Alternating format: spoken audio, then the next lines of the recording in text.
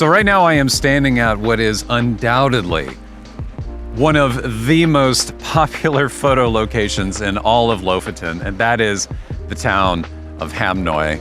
This image that you see that is taken from this exact location is an image that you see pretty much everywhere. You see it all over social media. You see it on travel websites and magazines.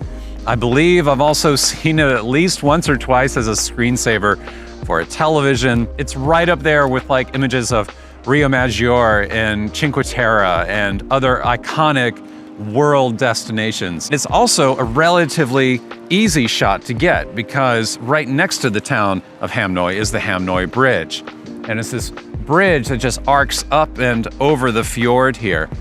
And it goes rather high compared to other bridges around this area, which are lower to the water.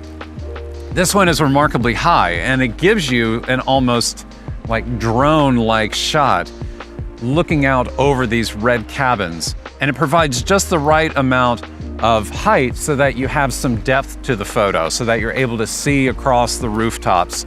You have this perfect line of cabins right here. These, that draw the eye immediately because, they're this great red color. And then they swerve around the side of the fjord here. And then the eye is taken around the corner and then up into this peak in the back, which has this shape to it, which is almost like an arrow or like a spear just going straight up into the sky. To me, it's like going to Paris and not taking a photo of the Eiffel Tower, or going to San Francisco and not taking a photo of the Golden Gate Bridge. I mean, it's one of those things that you just have to do, and perhaps it's good to do it early and to get it out of your system so that your eyes can adjust and see things and see more than just the image that is emblazoned in your brain of what you need to capture from Lofoten. But as far as avoiding it, I mean, it has to be done. I mean, you have to take a photo of it. It is a great photo, regardless of how many other people are out here and how crowded it gets. It just has to be done. So I wasn't able to take any photos that day because, as you can see, the weather was very snowy, very low visibility, and it just wasn't worth taking any photos. But I did return a couple of times, and on one particular night when I was there, the weather was perfect. There was no wind, there was no snow, there was no hail, and it was just perfectly clear. I was really happy with the result that came out, which is this particular image. Now, really, Hamnøy is just such a beautiful town to visit and to photograph any time of day when you go there. But if I had to pick one time of day, it would be absolutely during the evening blue hour, which is when this particular photo was captured. But one of the reasons why I think blue hour in the evening in particular works so well for this location in Hamnøy, as opposed to shooting during blue hour early in the morning before sunrise, is because of the light coming from these cabins. If you wait until after sunset, and if you hang around long enough, the lights begin to illuminate inside these cabins. And when that happens, there's generally enough light in the scene to still capture the peaks and the fjord and everything around it. But you're also able to capture these cabins with this warm orange incandescent light that is glowing in their windows, which may not seem like that big of a deal, but for me, I just feel like that light brings a little something more to the image than would otherwise be there. If the lights weren't on, I think it would look a little bit flatter, a little more monotone, and I just think it brings something more to it. It also doesn't hurt that the tone of light, like the Kelvin value of that inside light, is the perfect color complement. That orange-yellow tone perfectly complements the blue tone of blue hour that's outside in the environment around the town of Hamnøy.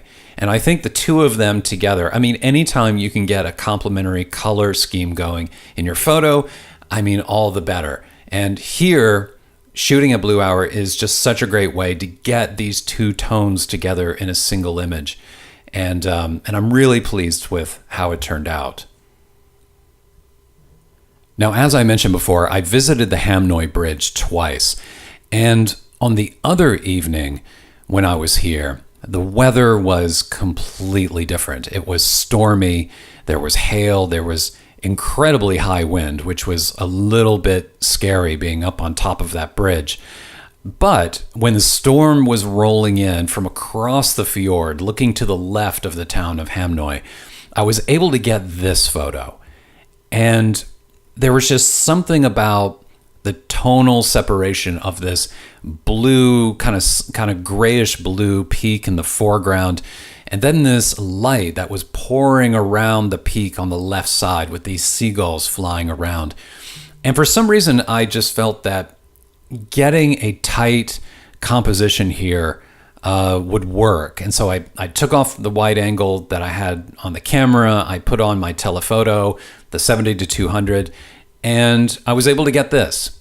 And I'm sharing this photo because I think it's an interesting contrast to talk about in relation to the more iconic image of the town of Hamnøy. Now, both obviously are just completely different images. I mean, the town of Hamnøy image is what I would call like a travel photo. It's like a postcard photo. There's nothing particularly wrong with that. I mean, that is just what it is. The other photo, however, that I captured honestly from the exact same location, but by using a different lens and by looking in a completely different direction, I was able to get a photo that, for me at least, evokes a kind of mood and an atmosphere and a feeling that I don't get from the town of Hamnøy image. But for me, I think it's an interesting image to compare and contrast because it's a reminder that if you just go to a location and if you just focus on getting the iconic shot, just getting the photo, the postcard image that you've seen time and time again, that you've seen other people doing, then you are limiting yourself from potentially getting something more, from getting an image that no one else has seen or no one else has captured before, something that is truly original to you and to your portfolio of work, which I think is incredibly important.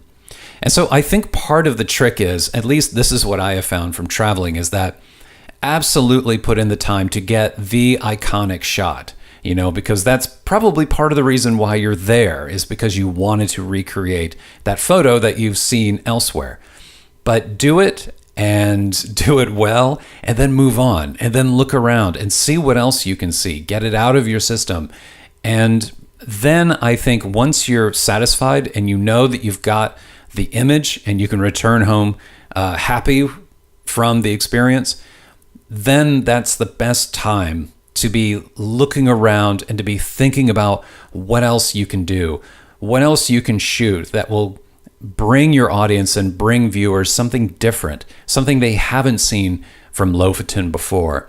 At least that is what I tried to do on this trip by combining, both iconic images like this, but also trying to seek out new types of photos that would be purely original for me, something that no one else will have seen before. And hopefully I found a good balance of the two. Thanks for being here and thanks for watching. Hope you enjoyed the video. If you have any questions or comments, feel free to leave them below, and I'll see you next time.